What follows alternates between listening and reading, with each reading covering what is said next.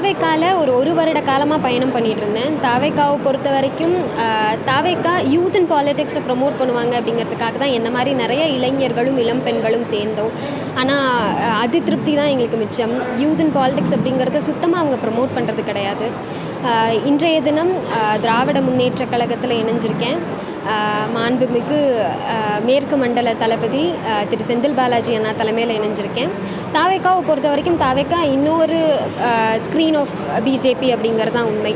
அதனால் இன்றைய தினம் இன்று முதல் திராவிட முன்னேற்ற கழகம் வழியாக என்னோடய மக்கள் பணி தொடரும் அப்படிங்கிறத தெரியப்படுத்துக்கிறேன். அதாகப்பட்டது என்னவென்றால், இந்த அக்கா பார்த்தீங்கன்னாக்கா டிவிகேல இணைஞ்சு இவங்க சம்பாரிச்சிடலாம் வேகமா அப்படின்ற ஒரு முனைப்பில் இருந்திருந்தாங்க. அது இல்லாமல் இவங்க சொல்கிறதெல்லாம் பார்த்தீங்கன்னாக்கா, இவர் தளபதி விஜய் அவர்கள் பார்த்தீங்கன்னாக்கா அரசியலில் ஜெயிக்கலைனாக்கா நான் டைரெக்டாக சினிமாவுக்கு போயிடுவேன் அப்படின்னு இவங்கள பர்சனலாக கூப்பிட்டு விசாரித்து சொன்ன மாதிரி இவங்க சொல்லியிருக்காங்க. எனக்கு தெரிஞ்ச வரலாம் இதெல்லாம் டிஎம்கேக்கு போய் முட்டு கொடுக்குற கட்சி இவங்கெல்லாம் இங்கெல்லாம் வந்திருக்கவே கூடாது. தேவையில்லாமல் இங்கே தேவையில்லாமல் பேசி தேவையில்லாமல் பண்ணிட்டு இருக்கிறாங்க. எனக்கு தெரிஞ்ச வரலாம் வேணான்ற இவங்கெல்லாம்.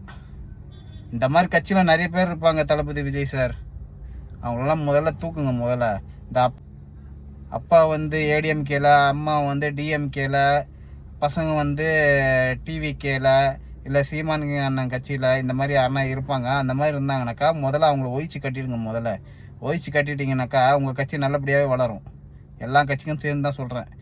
எல்லா கட்சினா யார் யார்? அண்ணன் சீமானையும் தளபதி விஜய் அவர்களையும். இவங்களெல்லாம் பக்கத்துலேயே அண்டை விடாதீங்கன்னு தான் நான் சொல்கிறேன். இவங்களெல்லாம் பக்கத்தில் வச்சுருந்தாக்கா உங்கள் கட்சிங்களுக்கு தான் கெட்ட பேர்.